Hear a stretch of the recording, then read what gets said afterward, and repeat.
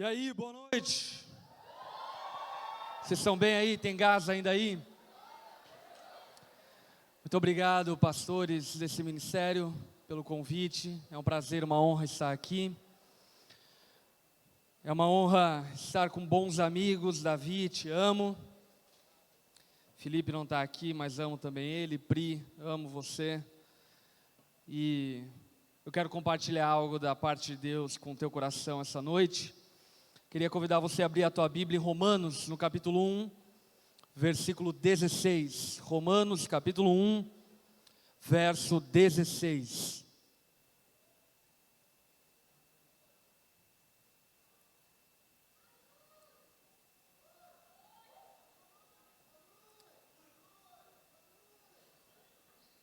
Romanos 1, 16.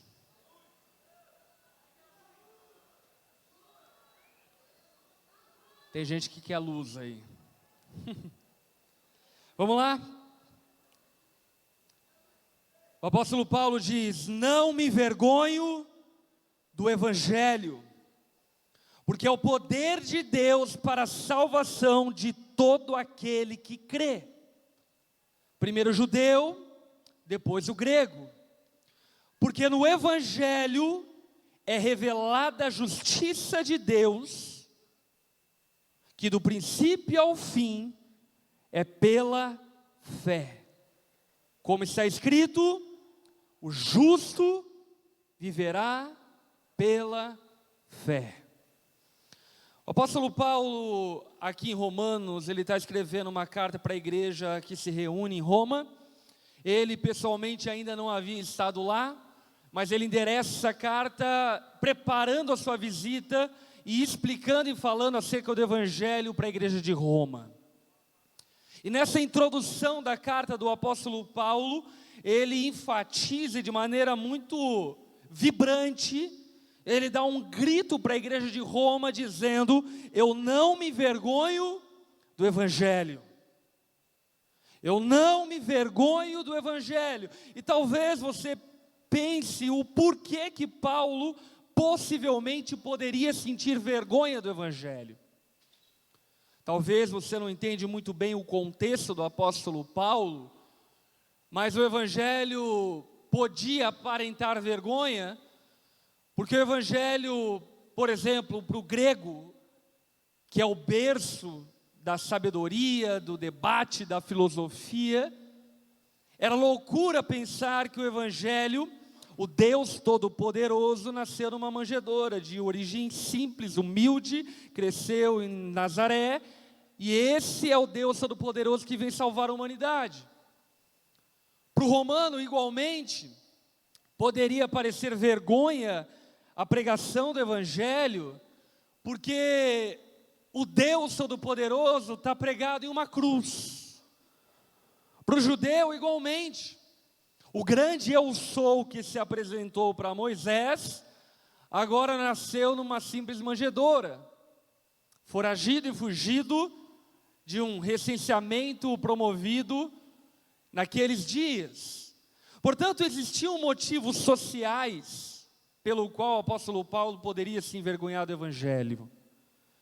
Mas a grande questão que o Paulo releva e traz à tona é que ele não se envergonha do Evangelho por um motivo. Qual motivo?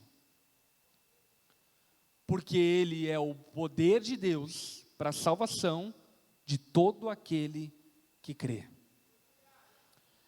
O apóstolo Paulo está afirmando para a igreja de Roma é que vale a pena, talvez, ser envergonhado em nome de Cristo, vale a pena ser exposto em nome de Cristo, por um simples motivo. Não há outro nome dado aos homens, no qual importamos que sejamos salvos, a não ser por meio do nome de Jesus. Pois todo aquele que invocar o nome do Senhor será salvo, porque Deus amou o mundo de tal maneira que deu seu Filho unigênito para que todo aquele que nele crer não pereça, mas tenha vida eterna. Porque eu sou o caminho, a verdade e a vida. Ninguém vai ao Pai se não for por meio de mim. Portanto, o apóstolo Paulo compreendia a profundidade, a implicação do Evangelho, que por mais que pudesse ter aparência de envergonhamento, ainda assim era o único caminho que nos ligava ao Criador, ao Deus unigênito, aquele que era, que é e que há de vir.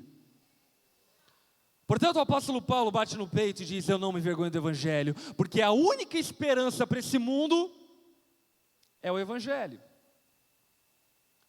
Sabe, por vezes nós, como cristãos nesses dias, até afirmamos: eu não me envergonho do Evangelho.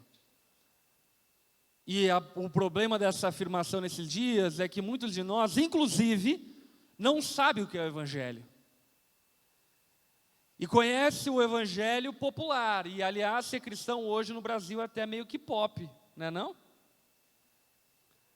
E aí, então, não tem motivo para se envergonhar, porque socialmente o cristianismo no Brasil é legal, é descolado, é top, é legal ser cristão hoje.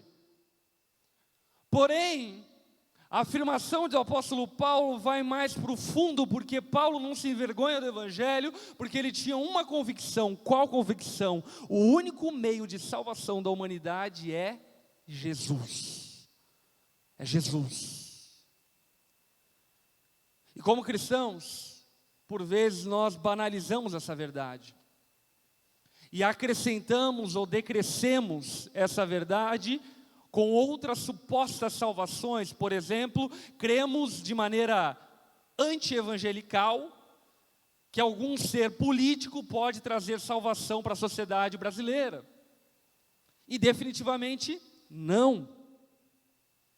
Cremos que métodos, formas, jeitos, estratégias, autoajuda, coach de vida, pode gerar a transformação que nós necessitamos, e claramente não. Só existe um que pode nos salvar, nos redimir, nos regenerar, e esse um que pode fazer isso se chama Jesus. Por isso o apóstolo Paulo bate a mão no peito e diz: eu não me envergonho do Evangelho. Eu não me envergonho do Evangelho, porque ele é a solução para o mundo. O Evangelho é a solução para a Baixada Fluminense. O Evangelho é a solução para o Rio de Janeiro. O Evangelho é a solução para o Brasil. O Evangelho é a solução para o mundo. E nós precisamos crer nisso. Porque por vezes eu vejo pessoas, por exemplo, de viés ideológico das mais diferentes matrizes, creem mais nas suas ideologias do que nós no Evangelho. Creem mais, por exemplo, em Karl Marx do que nós no Evangelho. Creem mais na direita ou na direita liberal, ou na esquerda conservadora, na esquerda liberal, enfim, do que no Evangelho. Deixa eu dizer algo para você como cristão: o Evangelho é o único caminho. Não existe outro caminho se não for por meio do Evangelho. Por isso, abandone a sua utopia e a sua ilusão, que de alguma forma difama o Evangelho e tira do Evangelho o seu protagonismo na possibilidade de transformação da humanidade. Agora, se tratando do Evangelho, o apóstolo Paulo, como eu disse anteriormente, no livro inteiro de Romanos, ele vai explicar e doutrinar acerca do Evangelho. E a doutrina básica do Evangelho, que é o tema dessa mensagem que eu quero pregar para você aqui essa noite, é talvez uma das mais rejeitadas no meio cristão hoje em dia. Porém, a doutrina mais fundamental do Evangelho, que na verdade contrasta o Evangelho e torna o Evangelho algo extraordinário, é essa doutrina. Qual doutrina? A doutrina da ira de Deus contra a humanidade. Por esse motivo, o tema da minha mensagem hoje para você não é um tipo de mensagem que dá likes, nem arranca muitos follows, mas eu quero falar sobre você, sobre a ira de Deus contra a humanidade, a ira de Deus contra o pecador. e já desfazendo um equívoco e um engano na sua mente, talvez você use aquele jargão não evangélico, que Deus ama o pecador, mas não ama o pecado. E biblicamente, eu preciso dizer para você, logo de cara, para introduzir isso, que não tem como separar o pecador do pecado. Por esse motivo, aquele que permanece no pecado, Deus o odeia tanto quanto odeia o pecado dele. Vamos orar. Baixa tua cabeça, fecha seus olhos. Espírito Santo, nós estamos aqui reunidos no nome de Jesus. Crentes no Evangelho que nos alcançou. E crendo no Evangelho que nos alcançou nessa noite, nós, ó Pai, em convicção de fé, sabemos que o Senhor está aqui no nosso meio. E por isso clamamos a Ti, Jesus. Permita-nos termos iluminação da Tua palavra. Jesus, não permita-nos vivermos na ignorância, sustentada por nós mesmos, mas de uma forma poderosa nos alcance, trazendo luz ao nosso entendimento, para que, sendo iluminados dessa maneira, possamos caminhar sob a Tua luz. Jesus, nós Te amamos, queremos aprender a Te amar mais, queremos honrar o Teu nome, porque como Teu povo, reconhecemos que é Teu direito receber honra, glória e louvor para sempre. Por isso, Jesus, nessa noite, confronta o nosso pecado, confronta os nossos desvios morais, para que de fato não sejamos um povo que Te honra com os lábios, mas que está com o coração distante.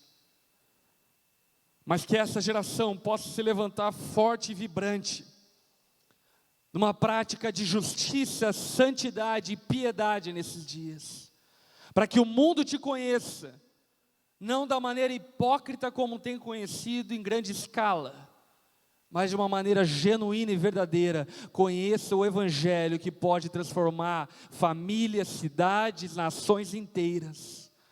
Espírito Santo, levanta uma geração, de fato, comprometida com a verdade do Evangelho, e que não se rende às ilusões, aos enganos, aos falsos evangelhos, demonstrados e postos à mesas nesses dias, ó Pai. Fala conosco, Jesus. Você tem liberdade no nosso meio, Espírito Santo. Queremos ouvir a Tua voz, Abba. Fala conosco. Em nome de Jesus que nós oramos. Amém. Amém. Continuando no texto de Romanos, no capítulo 1, quero ler agora o versículo 18 com você. Portanto, a ira de Deus é revelada dos céus contra toda impiedade e injustiça dos homens que suprimem a verdade pela injustiça. A ira de Deus é revelada dos céus contra toda a impiedade e injustiça dos homens que suprimem a verdade pela injustiça. Antes de nós salientarmos aqui a respeito do aspecto da ira justa de Deus, eu quero destacar duas coisas que o apóstolo Paulo fala que são um motivo pela ira de Deus, primeiro. E o motivo pelo qual o apóstolo Paulo declara que Deus está irado com a humanidade, em primeiro é por causa da sua impiedade. O que é impiedade? Impiedade é a atitude do ímpio. O que é ser ímpio? Conforme a definição do dicionário, ímpio é aquele que não tem fé e despreza as coisas de Deus. Isso é ser ímpio. É não ter fé e desprezar as coisas de Deus. E talvez você pense que isso está muito distante do nosso convívio como igreja, mas eu declaro para você veementemente como pastor de milhares de pessoas, não está distante. Não está distante. Começando pelo fato, se eu fizesse aqui uma pesquisa, quantos aqui leram a Bíblia inteira pouquíssimos de vocês levantariam a mão e diriam: eu li a Bíblia inteira. Pouquíssimos leram o Novo Testamento. Quanto mais o Antigo Testamento. Quanto mais estudar a Bíblia, entender a Bíblia. E o que é isso? Impiedade. Isso é desprezo com as coisas de Deus. Porque algo que eu e você precisamos saber, que palavra de Deus não é aquilo que eu falo, ou aquilo que um pregador ou um cantor fala, mas palavra de Deus é aquilo que Ele mesmo nos entregou. Isso aqui é a palavra de Deus. Eu sou apenas um comentarista da palavra dEle. E se por um acaso eu estiver comentando algo que não está na palavra dEle, não é palavra dEle, é palavra minha. E portanto nós praticamos esse tipo de impiedade constantemente na nossa prática religiosa. Impiedade na adoração, desprezo com as coisas espirituais, irreverência com as coisas de Deus. Práticas de impiedade. E Paulo está dizendo que Deus está irado com a humanidade, primeiramente por conta da sua impiedade. Em segunda instância, em segundo momento, o apóstolo Paulo diz que Deus está irado com a humanidade por conta da sua injustiça. O que é injustiça? Injustiça é a violação dos direitos. E Deus está irado com a humanidade porque a humanidade tem praticado injustiça. E obviamente que talvez, enfim, o conceito mais raso de injustiça que vem na tua mente é tipo assim: de fato, pastor, nós não temos cuidado do pobre, do órfão, da viúva. E de verdade, enfim, isso é injustiça. Tanto é que a Bíblia condena isso no Antigo Testamento veementemente. Porém, a injustiça no qual o apóstolo Paulo está se referindo não é esse tipo de injustiça. Mas é injustiça com o Criador. Vivemos uma geração onde todos estão apelando pelos seus direitos. Todos. Nós amamos e abraçamos os nossos direitos. É direito para tudo quanto é lado. Direito em casa, filho clamando pelos seus direitos em relação ao seu pai. Pais clamando em relação ao seu direito, em relação à esposa. Uma sociedade, uma geração que tem amado direitos, mas tem negligenciado deveres. E deixa eu dizer algo para você: onde não existem deveres, não existem direitos. Direitos não podem ser sustentados numa prática de não deveres. Os deveres são produtos de direitos, ou pelo contrário, os direitos são produtos dos deveres. E aquilo que o apóstolo Paulo está se referindo não é propriamente as injustiças sociais, por mais que possa ser aplicado, mas no contexto o apóstolo Paulo está falando sobre a injustiça com o Criador. Em qual aspecto? Presta atenção. Deus tem direitos sobre a criação. Deus tem direitos sobre você. É direito de Deus eu pertencer a Ele. Não é meramente uma voluntariedade minha, é direito dEle. Ele nos formou e Ele nos criou. E se não bastasse, ainda mais nós como cristãos, que fomos comprados no mercado de escravos para pertencermos a Ele. Portanto, Deus tem direito sobre a minha vida, sobre a tua vida. E quando nós violamos esses direitos, nós estamos incorrendo na prática da injustiça. E a impiedade e a injustiça promovem a ira de Deus. Acredite, meu irmão, Deus está irado contra a humanidade. Deus está completamente irado contra a humanidade. Mas antes de falarmos ainda sobre a ira de Deus, eu quero subir ainda um outro degrau de entendimento. A injustiça também pode ser chamada de pecado. O que é pecado? Pecado é transgressão da lei, portanto, uma injustiça, uma violação de direitos. uma violação de deveres. Pecado é tudo aquilo que contradiga o caráter de Deus. Talvez você pense que é uma pessoa boa, e você pensa assim: comparado ao meu vizinho, eu sou uma pessoa muito boa. O problema é que a justiça de Deus não compara você com o seu vizinho, mas compara você com Ele mesmo. Não é suficiente que sejamos melhor que o nosso vizinho, é necessário que sejamos iguais a Jesus. O padrão moral, de caráter, de integridade que eu e você devemos ter, não é o padrão moral estabelecido pela cultura nacional brasileira, por exemplo. O padrão moral de integridade e retidão que Cristo espera de mim e de você é o padrão de caráter do próprio Deus. Portanto, tudo aquilo que nos contrasta com o caráter de Deus, o nome disso é pecado. Deixa eu falar algo para você. Se você fosse posto do lado de Jesus, quão semelhante você seria a Ele? Quanto contraste haveria entre o seu caráter e o caráter dele? Deixa eu dizer algo para você. Se existe contraste, é porque de fato você é pecador. Isso não é novidade. Todos pecaram, destituídos estão da glória de Deus. De fato você é pecador. E pecado é justamente contradizer o caráter de Deus, é uma oposição a Deus, é a quebra de um relacionamento pessoal com Deus. Agora, o que é mais gritante no texto que o apóstolo Paulo está nos falando, é que o apóstolo Paulo diz qual é a origem da injustiça e da impiedade. Qual é a origem da injustiça e da impiedade? A supressão da verdade. Tem uma outra tradução que chama retenção da verdade. E essa palavra retenção, eu estava estudando e lendo, estudando a respeito dela, e no original grego ela significa literalmente a tentativa de afogamento de algo.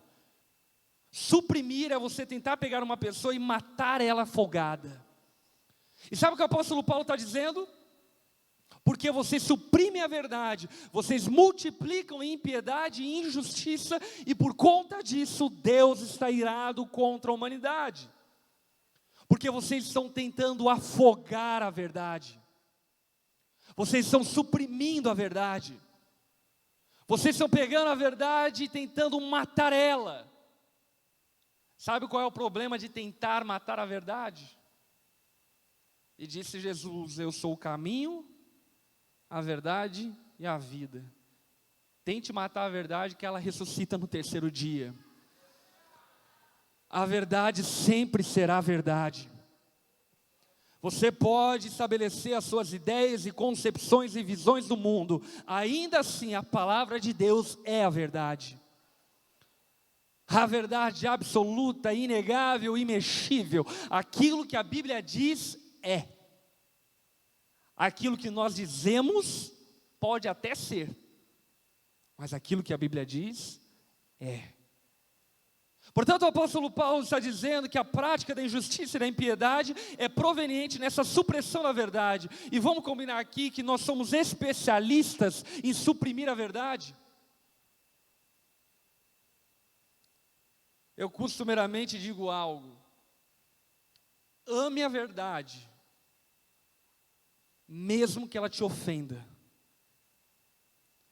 Marido, ame a verdade ao teu respeito proferido pela tua esposa, mesmo que ela te ofenda.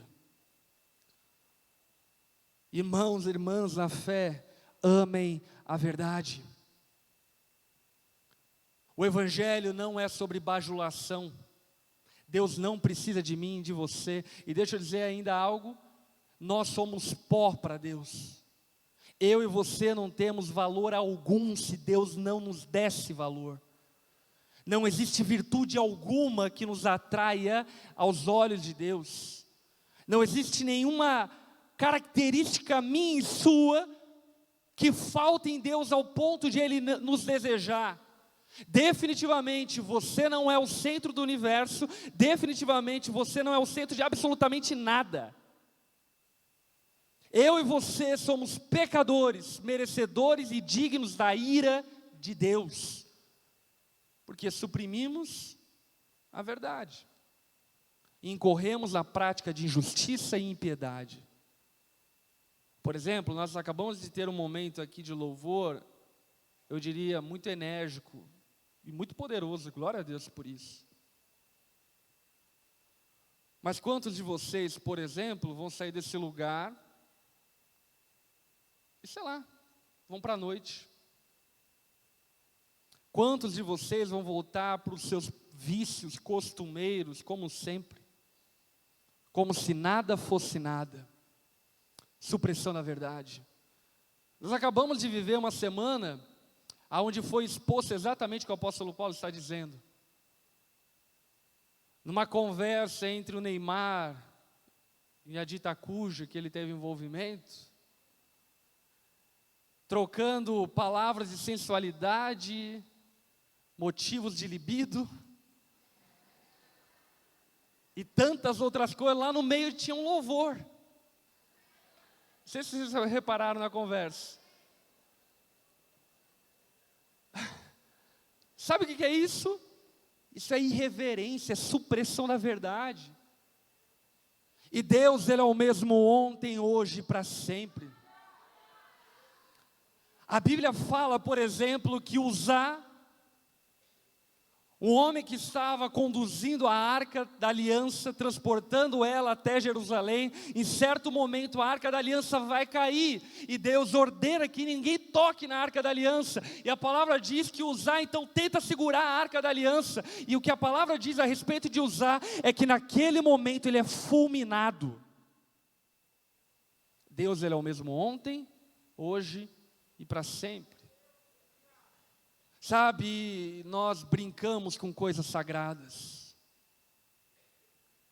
brincamos com coisas que são muito sérias, somos irreverentes com coisas que não podemos ser irreverentes.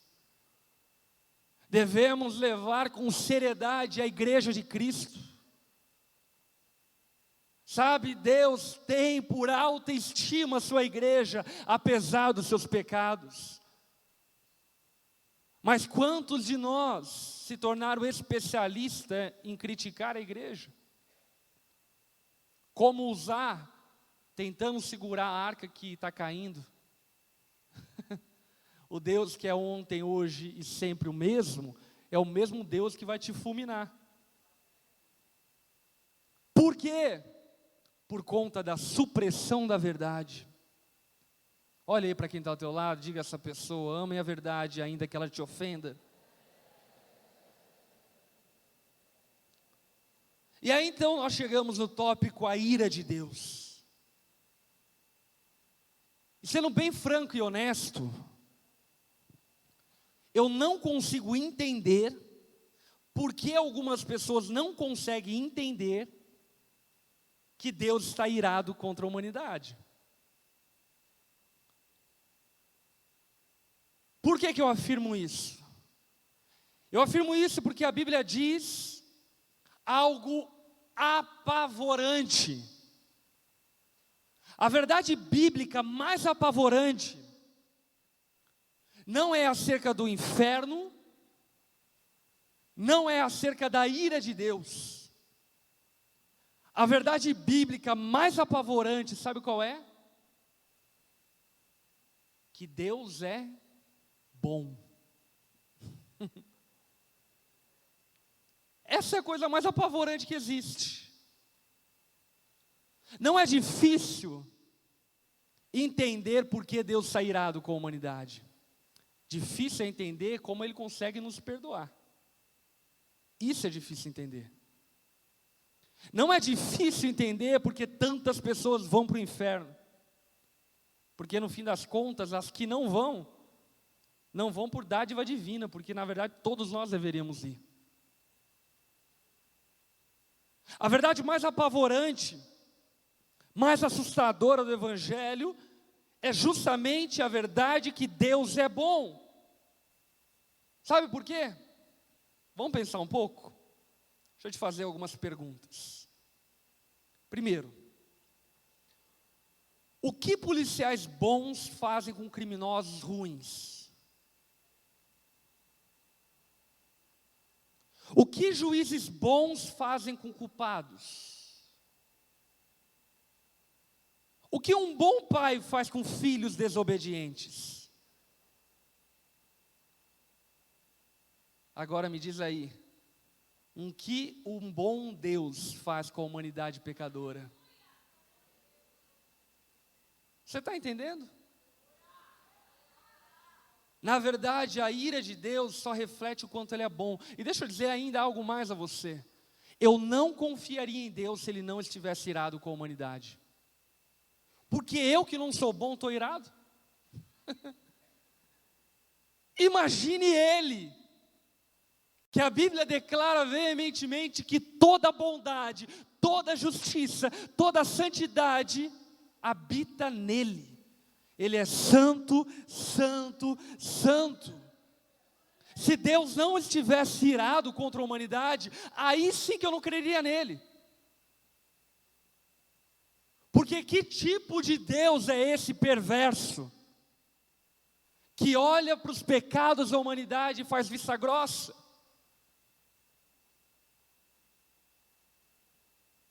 A ira de Deus, primeiro, é justa. Segundo, é traço de quem Ele é. Eu e você só podemos confiar em um Deus bom, porque Ele está irado contra o pecador e o seu pecado. Isso é muito sério. Essa semana mesmo foi noticiado, por exemplo, um par de lésbicas que há um ano atrás castraram o filho de uma das, cortaram o pênis dele dentro de casa. Depois de um ano, a própria mãe esquartejou a criança na frente da outra filha e tentou esconder dentro de uma mala. Agora você me diz, como um Deus bom pode não estar irado com isso? Como? Mas daí você diz, pastor, mas isso aí é com elas, né? Não com a gente, porque tem gente boa na sociedade. É mesmo? Eu acho que você vai mudar teu conceito um pouco mais à frente. Outras perguntas. Se Deus é verdadeiramente justo, como Ele pode perdoar pecadores? Como Ele pode ser santo e chamar pecadores para sentar-se à mesa com Ele? Isso sim é uma pergunta difícil de responder. Mas a resposta, sabe qual é? É o Evangelho. É a boa nova. E deixa eu dizer algo para você. Não existe boa nova sem má velha. A má velha é que todos estão condenados e são merecedores da ira de Deus. A boa nova é que todo aquele que crê no nome de Jesus, se arrepender dos seus pecados, serão salvos. Sabe por quê? A resposta para essa pergunta, como um Deus santo pode chamar pecadores para sentar à sua mesa, é só uma, e tem nome: Jesus Cristo. Jesus Cristo. Você lembra no Getsemane, a oração de Jesus qual foi? Pai, se possível, afasta de mim esse cálice, mas contudo seja feita a tua vontade e não a minha. Meu irmão, cálice do que era isso?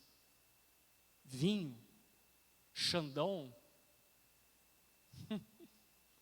Do que era esse cálice? Apocalipse capítulo 16 revela o que era esse cálice. Era o cálice da ira de Deus. Preste atenção em algo que talvez você nunca tenha entendido como deveria ter entendido. Jesus na cruz não foi morto por judeus, romanos, nem por mim e por você. Jesus voluntariamente se entregou por mim e por você. Sabe para quê? para que a ira de Deus, que estava sobre mim e você, que creem no nome dEle, recaíssem todas sobre Ele. A cruz, preste atenção, não é o diabo vencendo Jesus, mas é Deus castigando o seu filho por amor a mim e a você. A ilustração da cruz é Abraão subindo o Monte Moriá com seu filho. Essa é a ilustração da cruz. É o pai entregando o seu filho, o filho unigênito, para que eu e você fôssemos salvos por meio da fé. Na cruz do Calvário, Jesus foi esmagado por causa dos nossos pecados, foi transpassado por causa das nossas iniquidades. O castigo que hoje nos traz a paz recaiu sobre Ele, e sobre as suas pisaduras nós fomos sarados e curados. Na cruz Jesus estava tomando o cálice da ira de Deus.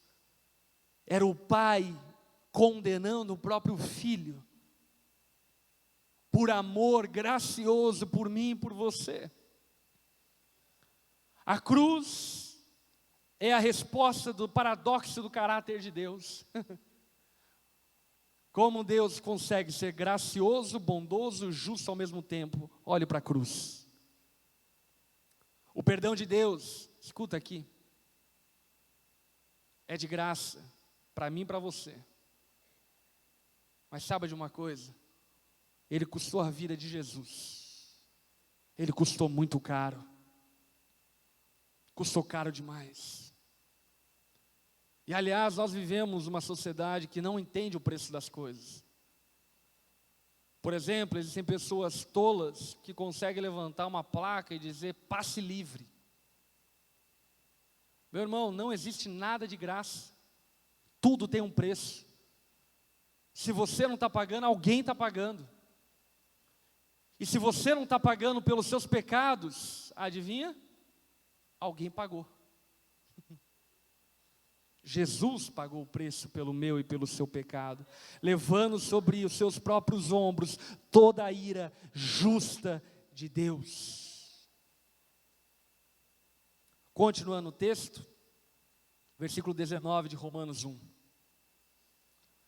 Pois o que de Deus se pode conhecer é manifesto entre eles, porque Deus lhes manifestou. Pois desde a criação do mundo, os atributos invisíveis de Deus, seu eterno poder, sua natureza divina, têm sido vistos claramente, sendo compreendido por meio das coisas criadas, de forma que tais homens são indesculpáveis. Coloca a mão no seu peito e diga assim: eu não tenho desculpas. Porque tendo conhecido a Deus, não glorificaram como Deus, nem lhe renderam graças, mas seus pensamentos tornaram-se fúteis, e o seu coração insensato obscureceu-se, dizendo-se sábios, tornaram-se loucos, estúpidos, loucos, e trocaram a glória de Deus imortal por imagens feitas segundo a semelhança do homem mortal, bem como de pássaros, quadrúpedes e répteis. Preste atenção. O que o apóstolo Paulo está dizendo, veementemente, é que não existe uma pessoa que indignamente será castigada por Deus no inferno. Aliás, é importante você entender outra verdade bíblica. O inferno não é um inferno porque Deus não está lá. O inferno é um inferno porque a ira de Deus está lá. Punk, não é? Talvez verdade você ignorou até hoje. O inferno é o castigo justo de um Deus bom, castigando pecadores não arrependidos. E sabe, o que Paulo está se precavendo é que talvez algumas pessoas dirão: mas espera aí, eu não mereço ir para o inferno. E o que Paulo está dizendo é: todos os homens são indesculpáveis. Ninguém tem desculpa alguma. Aliás, pare de dar desculpas acerca da vida, pare de se vitimizar, porque absolutamente todos nós somos indesculpáveis diante de Deus. Porque conforme o apóstolo Paulo diz, tendo conhecido a Deus, o ignoraram. Aí talvez você diga, pastor, mas se Deus quer se revelar à humanidade, por que Ele não enviou pessoas para falar acerca dEle? Pois bem, Ele enviou os profetas. Aí talvez você pense, mas se Deus quer se revelar à humanidade, por que Ele não deu sinais e mostrou que Ele era Deus e que Ele existe? Pois bem, Ele abriu o mar vermelho, Ele multiplicou pães e peixes, Ele parou o sol, Ele dividiu a história, Ele está escrevendo a história. Talvez você pense, mas se Ele queria se mostrar para a humanidade, por que Ele não veio até aqui e disse para nós quem Ele era? Pois bem, o Verbo se tornou carne e viveu entre nós, vimos a sua glória, glória como do unigênito vindo do Pai. Sabe o que significa? Significa que você não crê, porque lhe faltam evidências para crer. Significa que você não crê, porque você não quer se arrepender dos seus pecados. E porque você não quer se arrepender dos seus pecados, deixa eu dizer algo para você, é justo que a ira de Deus recaia sobre você. É justo. Eu lembro, um tempo atrás, eu participei de um debate numa universidade lá em Curitiba. Um debate multirreligioso, enfim, com integrantes e representantes de várias religiões. E na mesa, na banca, tinha um ateu. E aí, dado o momento, foi me dada a oportunidade de falar abertamente acerca da minha fé. Então eu preguei o evangelho de maneira veemente e clara. E depois foi dada a palavra para o ateu. E o ateu então dirigiu a palavra a mim e ele disse, nossa, muito legal o que você falou. Mas deixa eu dizer algo para você, pastor. Mesmo que Deus batesse a porta da minha casa, entrasse na minha casa e dissesse, eu sou Deus, eu não creria nele, porque eu não quero crer nele.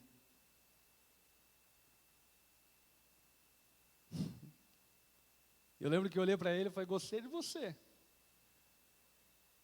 Porque pelo menos você vai para o inferno com convicção. Não é?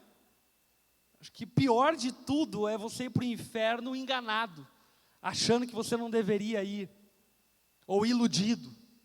Ele convictamente está falando, não, eu quero a ira de Deus.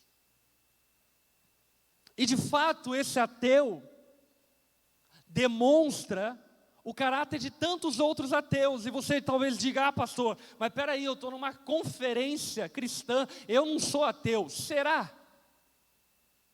Será? Por que eu digo isso? Porque primeiro, qual é o Deus que você crê? Você pode crer no Jesus do Ursinho Carinhosos, por exemplo. Ou Jesus Guevara, tem o Jesus Guevara hoje. Jesus Paz Amor, tem Jesus para dar e vender. Agora a pergunta que eu te faço é, você crê no Jesus revelado na sua palavra, aquele que nasceu em Nazaré, o único que é a verdade, o caminho e a vida, é nesse que você crê? E se é nesse que você crê o suficiente para viver a partir do que crê?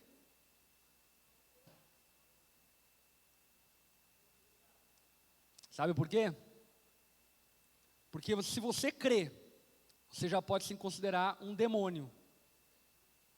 Porque até os demônios creem. Até os demônios sabem que Deus existe. A fé requerida por Deus, a mim e a você, não é uma fé passiva, mas é uma fé ativa. A fé que Deus espera da sua igreja, não é uma fé demonstrada com lábios, mas é uma fé demonstrada com atitude, com prática, com mudança, com arrependimento, com lágrimas pelo pecado. Deixa eu dizer para você e perguntar algo. Faz quanto tempo que você não chora pelos teus pecados? Faz quanto tempo que você transa com a tua namorada e não se importa mais com isso? Faz quanto tempo que você consome pornografia como se estivesse vendo Turma da Mônica? Faz quanto tempo que você mente acerca de você e dos outros, fingindo que aquilo é verdade? Faz quanto tempo que você tem se entregue à sensualidade, à depravação, ao engano, à mentira, à luxúria, ao vício? Faz quanto tempo que você não se importa mais com isso? Deixa eu dizer algo para você. Esse tipo de fé que você tem não tem poder para te salvar. O tipo de fé que tem poder para salvar é a fé que a Bíblia mesmo aponta, que produz arrependimento. Por esse motivo, todos nós somos indesculpáveis. Você não crê, não porque lhe faltam evidências, mas porque no fundo você não quer crer. Versículo 24.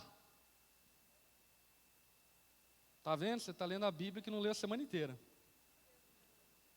Versículo 24. Por isso Deus os entregou à impureza sexual, segundo os desejos pecaminosos do seu coração, para a degradação do seu corpo entre si. Trocaram a verdade de Deus pela mentira e adoraram e serviram as coisas criadas em lugar do Criador, que é bendito para sempre. Amém. Por causa disso, Deus os entregou a paixões vergonhosas. Até suas mulheres trocaram suas relações naturais por outras contrárias à natureza. Da mesma forma, os homens também abandonaram as relações naturais com as mulheres, se inflamaram em paixões uns com os outros, começaram a cometer todos os atos indecentes, homens com os homens, e receberam em si mesmo o castigo merecido pela sua perversão. Além do mais, visto que desprezaram o conhecimento de Deus, Ele os entregou a uma disposição mental reprovável para praticar o que não deviam. Tornaram-se cheios de toda sorte de injustiça, maldade, ganância, depravação, inveja, homicídio, rivalidade, engano, malícia, bisbilhotagem, caluniadores, inimigos de Deus, insolentes, arrogantes, presunçosos, inventam maneiras de praticar o mal. Você se identifica com isso? Desobedece a seus pais, são insensatos, desleais, sem amor à família, implacáveis. Embora conheçam o justo decreto de Deus, de que as pessoas que praticam tais coisas merecem a morte, não somente continuam a praticá-las, mas também aprovam aqueles que as praticam. Preste atenção em algo muito curioso. Muitos de nós projetam o juízo de Deus para os últimos dias. E de fato existe aquilo que a Bíblia chama do juízo final, onde Deus há de julgar nações, cada indivíduo de acordo com o seu procedimento. Porém, é muito importante que você saiba que o castigo de Deus não é apenas vindouro, mas ele já está no nosso meio. A ira de Deus e o castigo de Deus já está expresso e revelado no nosso meio, conforme o apóstolo Paulo mesmo traz entendimento e revelação no texto que ele escreve. O apóstolo Paulo diz, por exemplo, que por conta da ira de Deus, Deus os entregou à impureza sexual, para a degradação dos seus corpos.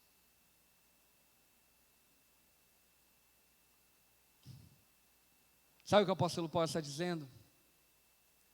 Que é uma forma de castigo de Deus ter entregue os homens à impureza sexual. Como se Deus estivesse dizendo: vocês querem viver dessa forma? Toma, viva, para degradação e destruição dos seus próprios corpos. Por quê?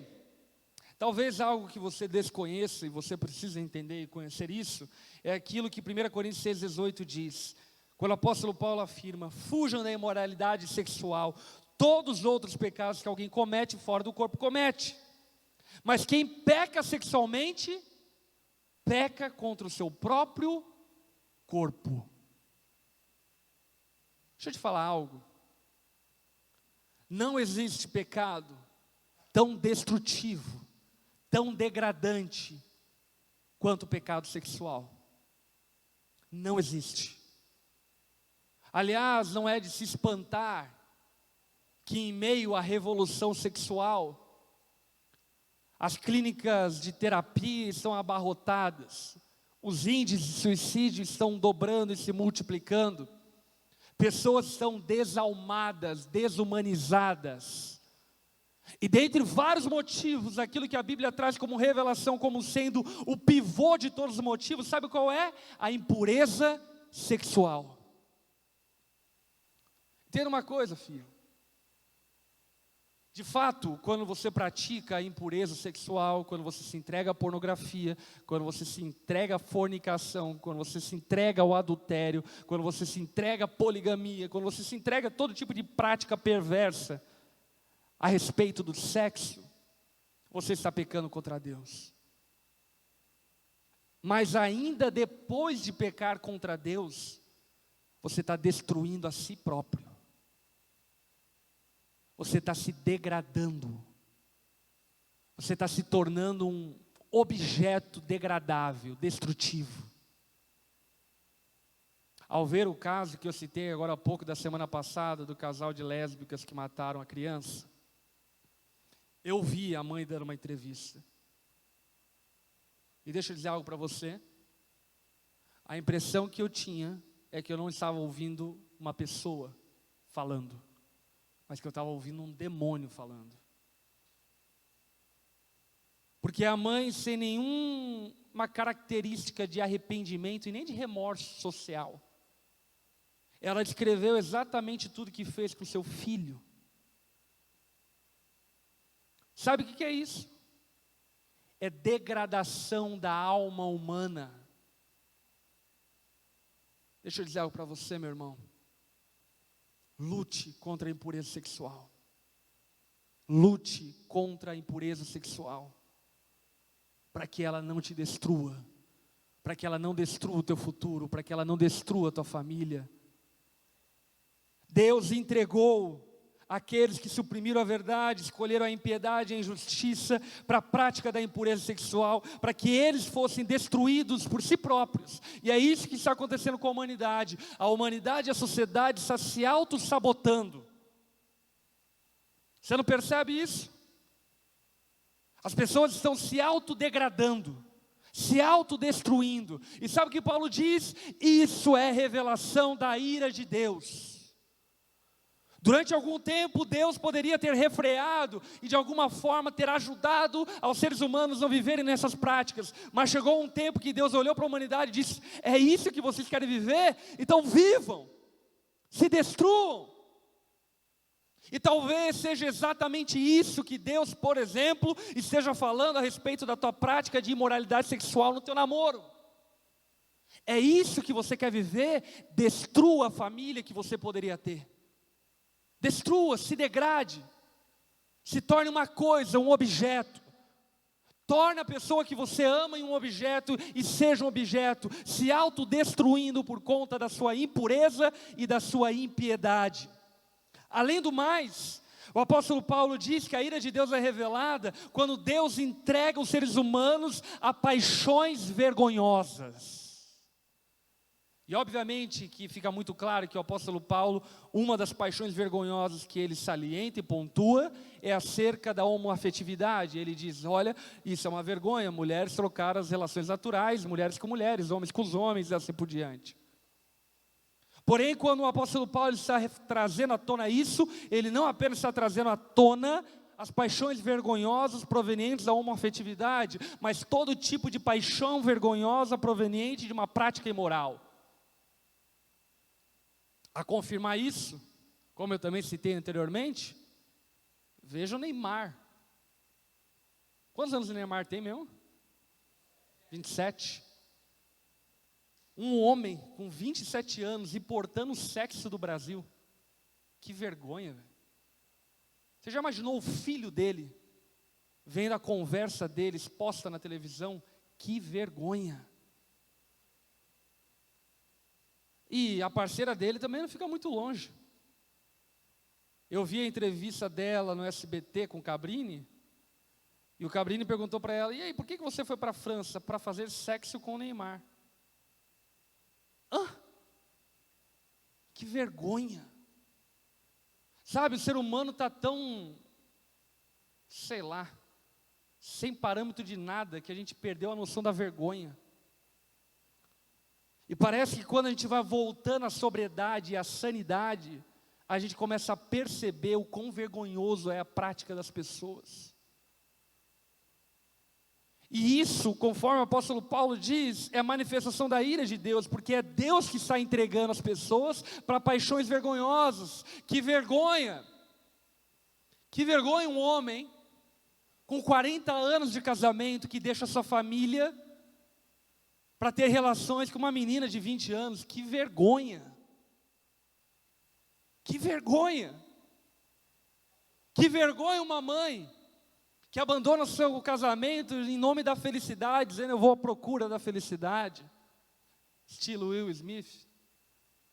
Que vergonha!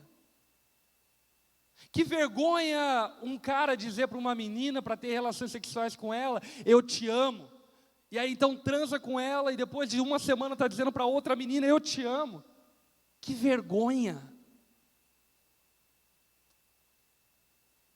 Vamos combinar aqui que a humanidade está se tornando especialista em passar vergonha. Os jornais, os tabloides, a nossa vida, o Instagram é uma vergonha. É uma vergonha atrás de outra vergonha.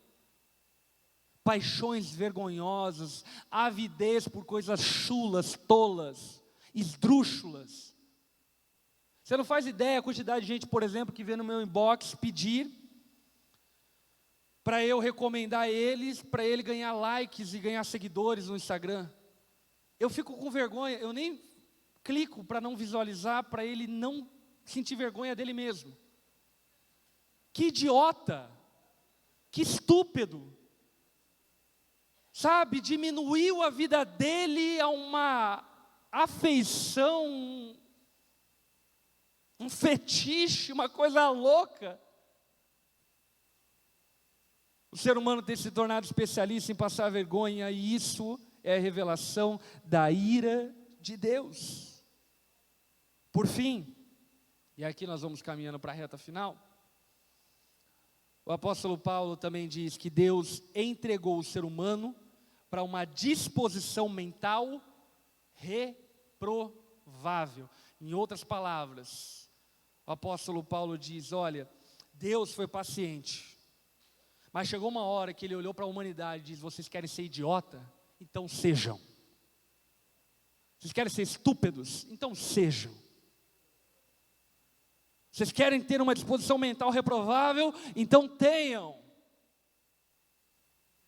E vamos combinar que o debate brasileiro é um debate idiota, estúpido. O debate dentro das igrejas é um debate idiota, estúpido. As igrejas estão debatendo sobre coisas estúpidas, idiotas. E isso é manifestação da ira de Deus. Como se Deus estivesse dizendo, olha, eu chamei para coisas tão nobres. Eu chamei para construir coisas tão incríveis, extraordinárias. Mas vocês se dispuseram a uma disposição mental reprovável. E por isso, porque eu os entreguei, vocês se tornaram cheios de toda sorte de injustiça, maldade, ganância, depravação, invejosos, homicidas, rivais, enganosos, maliciosos, bisbilhoteiros, caluniadores, inimigos de Deus, insolentes, arrogantes, presunçosos, inventam maneiras de praticar o mal, desobedecem seus pais, são insensatos, desleais, sem amor pela família, implacáveis. Sabe por que a sociedade, conforme a teologia bíblica, está do jeito que está? Não é porque o mundo jaz o maligno, porque até o maligno é servo de Deus. É porque a ira de Deus está posta contra uma humanidade que não se arrepende dos seus pecados. A ira de Deus está posta sobre uma sociedade que não reconhece a glória de Deus e não rende glória. E sabe, meu irmão, eu sei que você, como qualquer outra pessoa, tem a tendência em pensar em todo mundo, na sociedade, no Neymar e etc. Mas diante do Evangelho, a gente não pode pensar nos outros, a gente tem que pensar em nós. A Bíblia conta uma parábola que eu amo ela, porque ela é uma pegadinha incrível da parte de Deus em relação a nós. É a parábola do homem, do publicano pecador e do fariseu que sobe até o templo para orar. Você já viu essa parábola? Jesus fala de um homem que sobe até o templo, o publicano pecador, e ele sobe no templo, ele bate a mão no peito de joelhos e grita: misericórdia, Senhor, miserável homem que eu sou, me perdoe. Enquanto o fariseu, distante, em pé, olha para aquele homem e diz: Deus, obrigado, porque eu não sou como ele. O problema dessa parábola é que tem a terceira pessoa, e sabe qual é a terceira pessoa? O leitor, que olha para o fariseu e diz: Deus, obrigado, porque eu não sou como o fariseu. Tornando-se ainda pior do que o fariseu. Meu irmão, a ira de Deus em relação à humanidade, primeiro, é justa, e segundo, quem nos livrará do corpo dessa morte? Glória a Deus por Jesus Cristo. Jesus é resposta para a ira de Deus. Jesus tomou o cálice da ira de Deus, para que todo aquele que crer, se arrepender dos seus pecados, tenha vida eterna. Mas há arrependimento, acredite, não é ser fã de Jesus, não é ser tiete de Jesus. Arrependimento não é consumir música gospel. Arrependimento é uma mudança de mente que reflete numa mudança de governo da sua vida. E essa mudança de governo na sua vida precisa ter implicação prática. Se, por exemplo, você diz ter se arrependido dos seus pecados, mas não ama sacrificialmente a sua esposa, ou pelo menos não se esforce, se arrepende por não amá-la sacrificialmente, você não se arrependeu coisa nenhuma. Se você diz que se arrependeu dos seus pecados, e esposa, você não é submissa ao teu marido, ou pelo menos não se esforce e luta contra você mesmo para que seja submissa a ele, você não se arrependeu dos seus pecados. Você só tomou uma pílula de ilusão religiosa, de placebo. E deixa eu dizer algo para você: placebo não salva ninguém, o sangue do Cordeiro pode te salvar. Por esse motivo, baixe tua cabeça, feche seus olhos.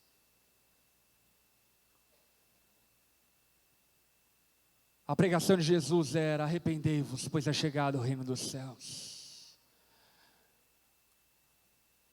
Deus está à procura de adoradores, não de adoração. Deus não quer bajulação. Deus quer gente comprometida com a santidade.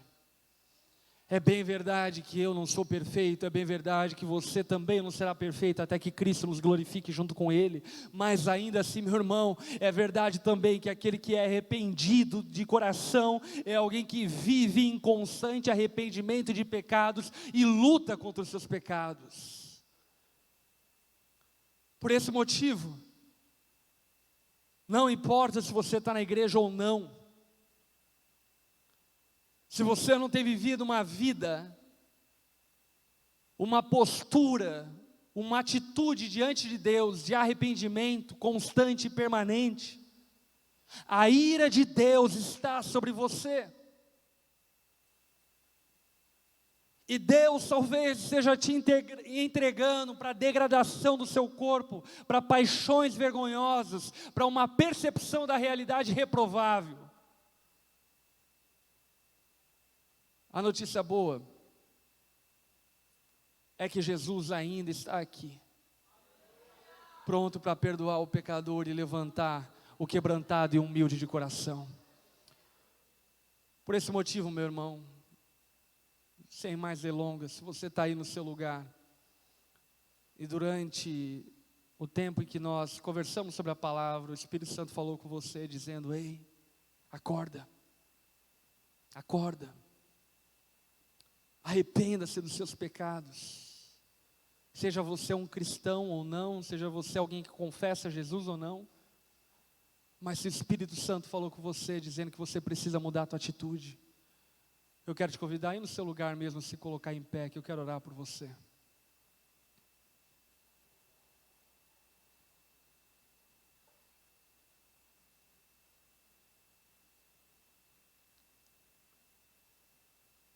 Não é sobre julgamento humano. Nenhum de nós tem poder para julgar, seja lá quem for.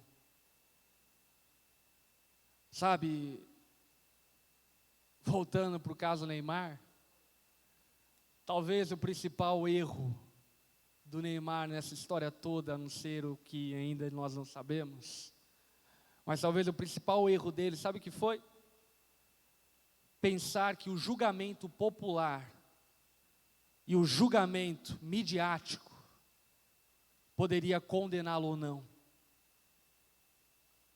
Deixa eu dizer uma coisa para você: o que os outros pensam ou deixam de pensar não importa, o que importa é que Deus pensa. E Deus, Ele sonda e conhece teu coração e cada motivação sua. Ele conhece teu coração endurecido, Ele conhece a tua atitude arrogante, Ele conhece o quanto você se liberou para uma vida libertina e pecaminosa. E nessa noite, pela graça dEle, Ele falou com você, para que de uma maneira sobrenatural você pudesse se arrepender.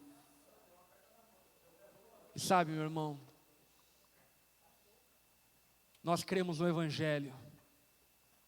O Evangelho não é macumba. A gente não faz voodoo. A minha oração desacompanhada da sua atitude não tem poder nenhum. Você precisa mudar a tua agenda. Você precisa mudar a tua forma de pensar. Você precisa mudar os seus hábitos.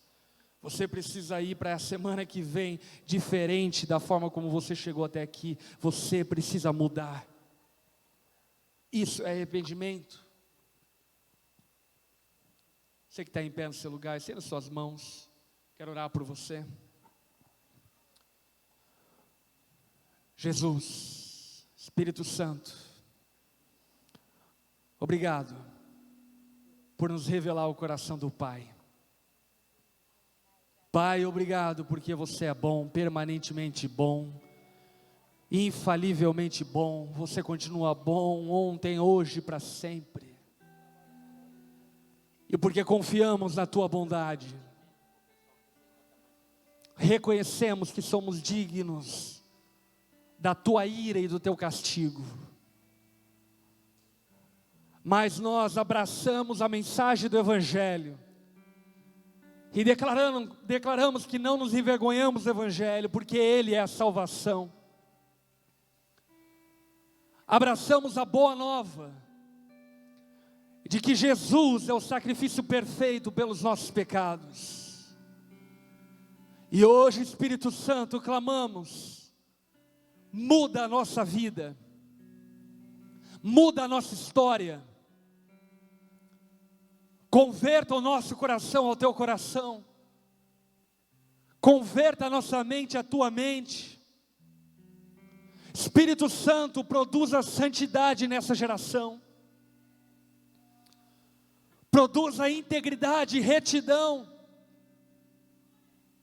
menos barulho, mais arrependimento,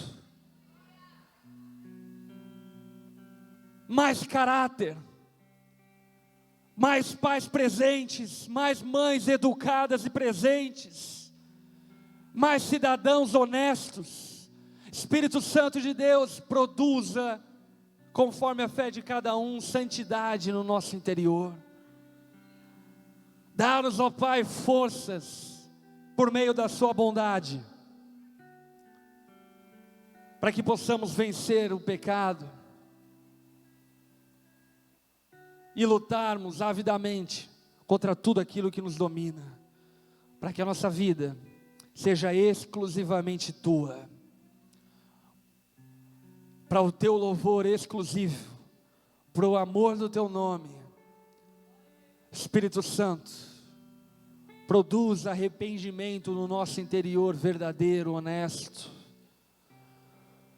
Não permita-nos, ó Pai, que diante das verdades expostas aqui essa noite e durante esse dia inteiro, nós saiamos desse lugar com uma postura ainda arrogante, orgulhosa, incrédula. Nós queremos ser chamados teus filhos, queremos sentar à tua mesa, Pai. Queremos, ó Pai, experimentar o poder da ressurreição que há em Cristo Jesus. Por isso, Jesus, converta o nosso coração, estabeleça governo sobre a nossa vida, para a glória e louvor do teu nome que nós oramos. Amém e amém. Coloque-se em pé no seu lugar. Feche seus olhos.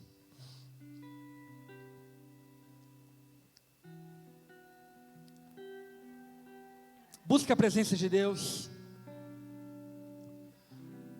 Sabe, meu irmão, Deus tem planos incríveis para a nossa geração, para esses tempos, para esses dias. E você faz parte desses planos, amém? Deus está levantando uma geração santa, comprometida com a sua palavra, devota a Jesus Cristo. Você faz parte dessa geração. Por esse motivo, diante de tudo aquilo que você ouviu essa noite, se comprometa com a santidade. Aí no seu lugar, feche seus olhos. Em oração, comece a clamar a Deus por santidade. Peça a Deus por mudança de caráter. Peça a Deus para que Ele te aperfeiçoe.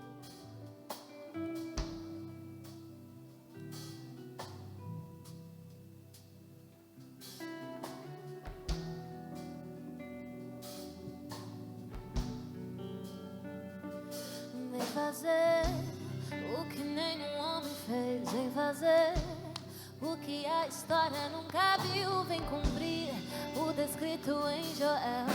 Aviva-nos, aviva-nos, vem fazer o que nenhum homem fez, vem fazer o que a história nunca viu, vem cumprir o descrito em Joel. Aviva-nos, aviva-nos, vem fazer o que nenhum homem fez, vem fazer o que a história nunca viu, vem cumprir o descrito em Joel. Diga! Vem fazer o que nenhum homem fez, vem cumprir o descrito em Joel. Aviva-nos,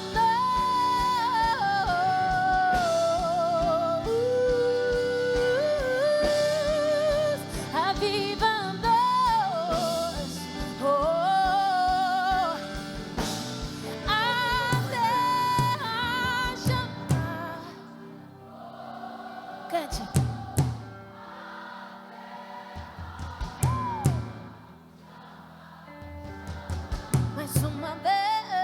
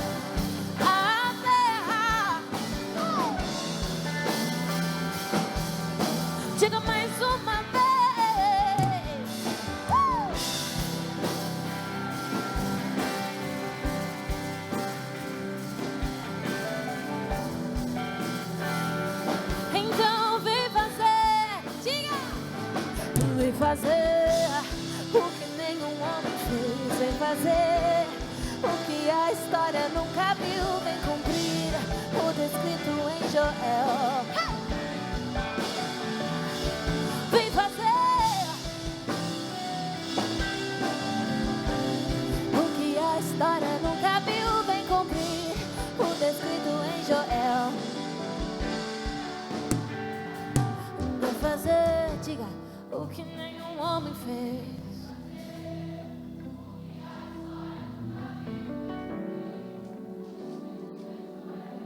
Aviva-nos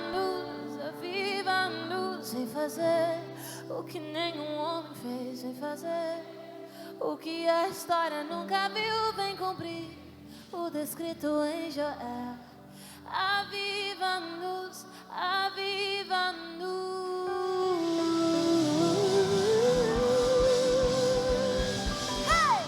É tudo que você tem de melhor a Ele. Deus abençoe vocês. Canta mais uma pra encerrar? Pode? Pode? Obrigada por receberem a gente, que tudo aquilo que o Espírito Santo plantou em vocês, que vocês deixem Ele frutificar, que vocês cultivem isso, amém? Dê mais uma salva de palmas a Jesus, a Ele toda a honra, toda a glória.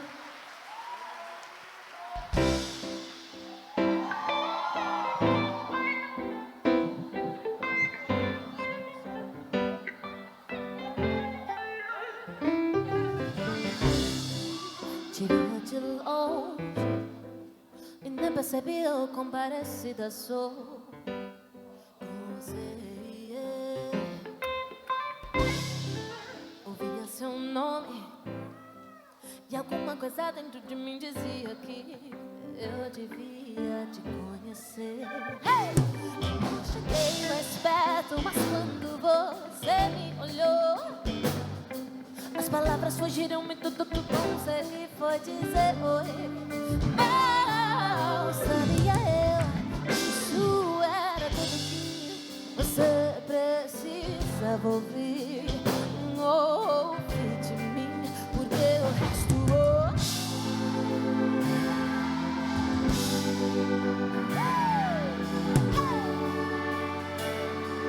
no mesmo instante eu me apaixonei. Diz.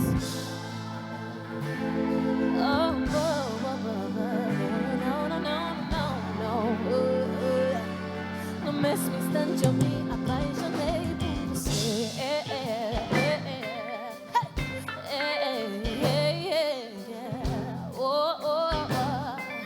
No mesmo instante eu me apaixonei por você.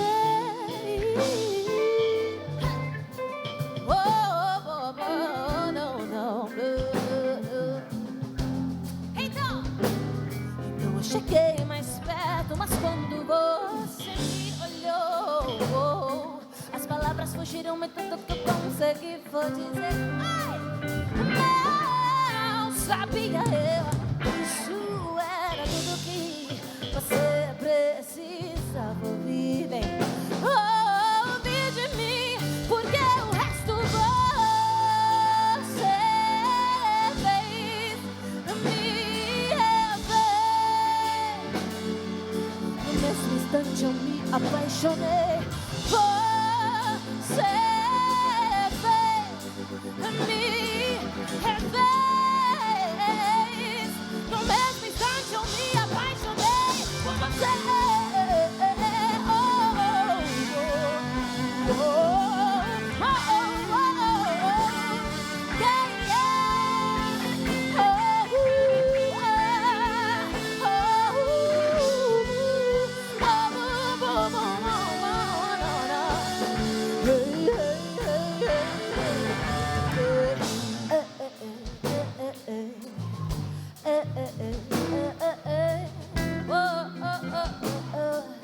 No mesmo instante, por você.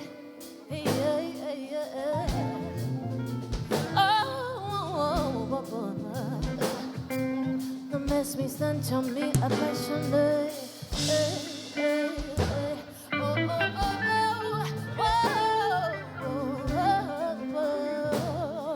Quero ouvir você cantando agora, repete assim comigo.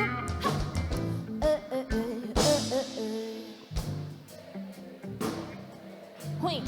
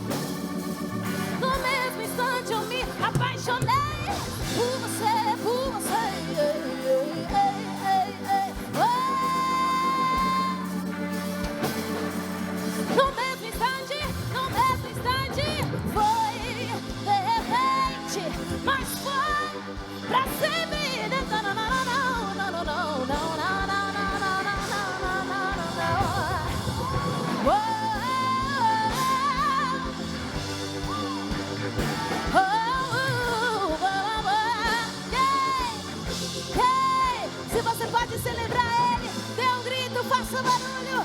Deus abençoe você.